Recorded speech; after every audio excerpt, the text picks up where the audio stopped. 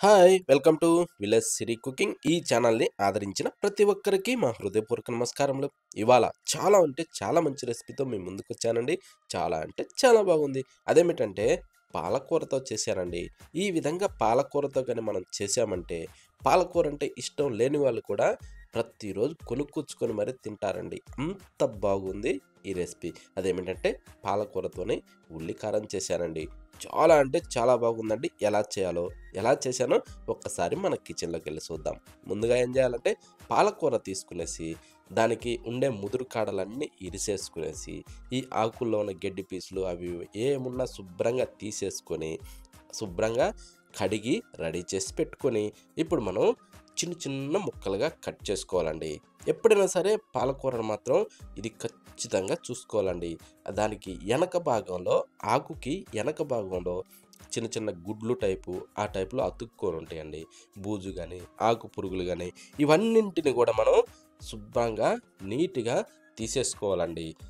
బాగా పరీక్షించి అలా తీసేసుకున్న తర్వాత ఇప్పుడు వీటిని శుభ్రంగా కడిగి మనకు కావాల్సిన సైజులో కట్ చేసుకోవాలి. కానీ ఇది మాత్రం కంపల్సరీ చేయండి. అప్పుడు ఈ పాలకూరతోని మనం ఏ ఐటెమ్ చేసినా కూడా సూపర్ టేస్టీగా ఉంటుందండి. కానీ ఈ విధంగా చేస్తే మాత్రం ఎప్పుడూ తినని వాళ్ళు కూడా కంపల్సరీ ఇష్టంగా తింటారండి. అంత బాగుంది ఈ పాలకూర ఉల్లి కారం.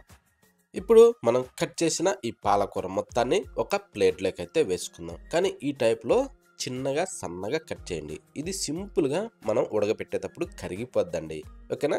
చూడండి ఈ టైప్‌లో మనకి వచ్చేలా చేసుకునేసి, ఇప్పుడు దీన్నైతే పక్కన పెట్టేసి, స్టవ్ ఆన్ చేసి ఒక కడాయి అయితే పెట్టుకుందాం. అంటే ఏది ఉంటే అది. నేనైతే ప్యాన్ పెట్టాను. ప్యాన్ పెట్టిన తర్వాత దాంట్లో ఒక టేబుల్ స్పూన్ ఆయిల్ వేసేసి కొంచెం వేడెక్కనిచ్చి పచ్చెనగపప్పు ఒక టేబుల్ స్పూన్ వేసుకొని, ఆ తర్వాత ధనియాలు కూడా ఒక టేబుల్ స్పూన్ వేసుకోవాలి. జీలకర్ర కొద్దిగా వేసుకుందామండి. అంటే సగం టేబుల్ స్పూన్ వేసుకుంటే సరిపోద్ది. ఇప్పుడు వీటిని మనం ఏం చేద్దామంటే కొంచెం ఎర్రడాలుగా వేగనిచ్చుకోవాలి. కొంచెం వేగిన తర్వాత ఇప్పుడు ఇవి ఉప్పు మిరపకాయలండి. ఉప్పు మిరపకాయలు వేసాక ఎండు మిరపకాయలు కూడా అవి ఒక 5, ఇవి ఒక 4 అలా వేసేసుకునేసి ఇప్పుడు వీటిని కూడా మొత్తం కలుపుతూ సన్న మంట మీద ఇవి బాగా వేగనిచ్చుకోవాలండి. ఓకేనా? ఈ ఉప్పు మిరపకాయలతోని టేస్ట్ చాలా బాగుంటుందండి. కానీ ఖచ్చితం ఇలా ట్రై చేసి చూడండి. కానీ ఇవి మాడిపోకుండా ఈ టైప్‌లో బాగా వేగనిచ్చుకోవాలి. చూడండి ఈ టైప్‌లో శుభ్రంగా వేగాక అది తీసేసి అదే ప్యాన్‌లో కొంచెం ఆయిల్ వేసుకొని, ఆ తర్వాత కట్ చేసిన ఉల్లిపాయలండి. ఒక పెద్ద సైజు గడ్డని కట్ చేసి వేసి, కొద్దిగా చింతపండండి. ఓకేనా? నేరేడుకాయ సైజు చింతపండుని ఇలా విడదీసి దాంట్లో వేసేసుకొని, ఇప్పుడు ఇలా కలుపుతూ ఇది కూడా బాగా మెత్తబడనివ్వాలండి. ఓకేనా?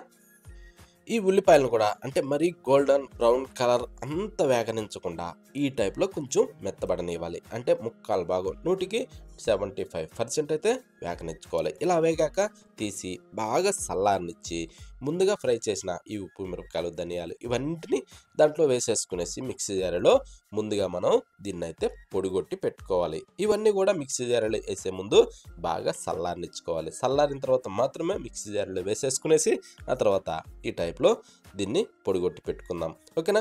కానీ ఇది మాత్రం చాలా అంటే చాలా హెల్తీకి కూడా మంచిదండి. చాలా మంచి రెసిపీ. ప్రతి ఒక్కరూ ఖచ్చితంగా ట్రై చేయండి. ఇప్పుడు ఈ పొడిలో మనం ఫ్రై చేసిన ఈ ఆనియన్ పీసెస్ ఏదైతే ఉన్నాయో, ఈ ఆనియన్ పీసెస్ మొత్తాన్ని కూడా దీంట్లో వేసేసుకుందాం.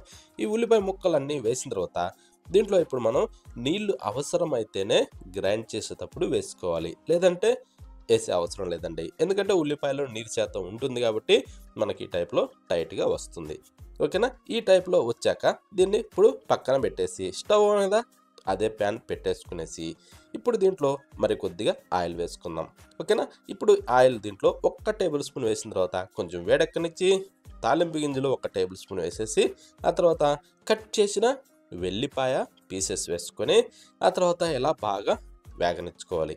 అంటే వెల్లిపాయ పీసెస్‌ని పొట్టు తీసి చిన్నగా సన్నగా కట్ చేసి వేసుకొని, ఇప్పుడు ఎండు మిరపకాయలను కూడా ఒక 2, 3 ఇరిసి వేసి, కరివేపాకు కూడా వేసుకొని, ఇప్పుడు కాస్త ఇలా వేగనిచ్చుకోవాలి. ఇలా కాస్త వేగిన తరువాత ఇప్పుడు మనం ఏం చేద్దామంటే ఇందాక కట్ చేసి రెడీ చేసి పెట్టుకున్న ఈ పాలకూర ఏదైతే ఉందో, ఈ పాలకూరని దాంట్లో వేసేసుకుందాం. ఈ పాలకూర మొత్తం దాంట్లో వేసిన తర్వాత ఇప్పుడు మనం ఏం చేద్దామంటే ఈ పాలకూర కొంచెం తొందరగా మగ్గటానికి దీంట్లో సాల్ట్ వేసుకోవాలండి. ఓకే. ఈ సాల్ట్ వేశాక కాస్త ఇలా కిందకి మీదకి ఇలా తిరగేసుకుంటూ దీన్ని బాగా మనం ఉడికించుకోవాలి. చూడండి ఇలా నీరు రిలీజ్ అవుతుందండి. ఈ ఆకుకూర అన్నది బాగా కరిగి ఇందులోకి నుంచి నీరు ఇలా బయటకొస్తుంది. అది మొత్తం ఇనికేంత వరకు మనం బాగా ఫ్రై చేసుకోవాలి. ఈ పాలకూరనేందంటే అందులో ఉన్న నీరు మొత్తం మళ్ళా ఇనికిపోవాలండి. నీరు బాగా రిలీజ్ అవుతుంది. అయినాక నీరు మొత్తం ఇనికేంత వరకు ఈ టైప్‌లో మనం ఫ్రై చేసుకోవాలి. ఇప్పుడు దీంట్లో ఇందాక మనం గ్రైండ్ చేసిన పేస్ట్ ఉంది గదా! ఈ ఉల్లిపాయ పేస్టు, ఆ పేస్ట్‌నైతే దీంట్లో వేసేసుకుందాం. అంటే ఉల్లిపాయ, ఉప్పు మిరపకాయలు, ఎండుమిరపకాయలు, ధనియాలు ఇవన్నీ కలిపి పేస్ట్ చేసాం గదా! ఆ పేస్ట్‌ని దీంట్లో వేసి కొంచెం మనం బాగా ఈ ఆకుకి పట్టే విధంగా ఇలా కలుపుతూ బాగా మిక్స్ చేసుకోవాలండి. ఇలా మిక్స్ చేసిన తర్వాత ఇప్పుడు అదే మిక్సీ జార్‌లో కొద్దిగా నీళ్లు పోసి అలా కుప్పిలించి ఇందులో పోసేసుకుందాం. మరి ఎక్కువ అవసరం లేదండి. కొద్దిగా యేసుకుంటే సరిపోద్ది. లేదు గ్రేవీగా కావాలి అనుకున్నోళ్ళు మాత్రం కొంచెం ఎక్కువేసుకోవచ్చు. అది ఇప్పుడే కాదు తర్వాత. ఓకేనా? ఇప్పుడు దీంట్లో రుచికి సరిపడా సాల్ట్ అలా వేసేసుకొని కాస్త ఇలా బాగా కలుపుతూ మొత్తానికి కలిసే విధంగా ఇలా మిక్స్ చేసుకోవాలండి. ఇంతేనండి. చాలా అంటే చాలా ఈజీ అండి. ఒకవేళ నీళ్ళు అవసరం ఉన్నోళ్ళు కొద్దిగా పోసుకొని గూడా బాగా ఉడికించుకొని, ఈ టైపు వచ్చాక ఇప్పుడు స్టవ్ ఆఫ్ చేసుకొని, వేడి వేడిగా సర్వ్ చేసుకొని, ఒక్కసారి తిని చూడండి. ఎంత బాగుందంటే అంత బాగుందండి. ఈ విధంగా చేసుకొని వేడి వేడి అన్నంలో దీన్ని వేసుకొని పాలకూర అలా కలుపుకొని తింటుంటే ఎన్నడూ పాలకూర తినని వాళ్ళు గూడా ప్రతిరోజు కంపల్సరీ కొనుక్కొని తింటారండి. అంత బాగుంది. మరొక వీడియోలో కలుద్దాం.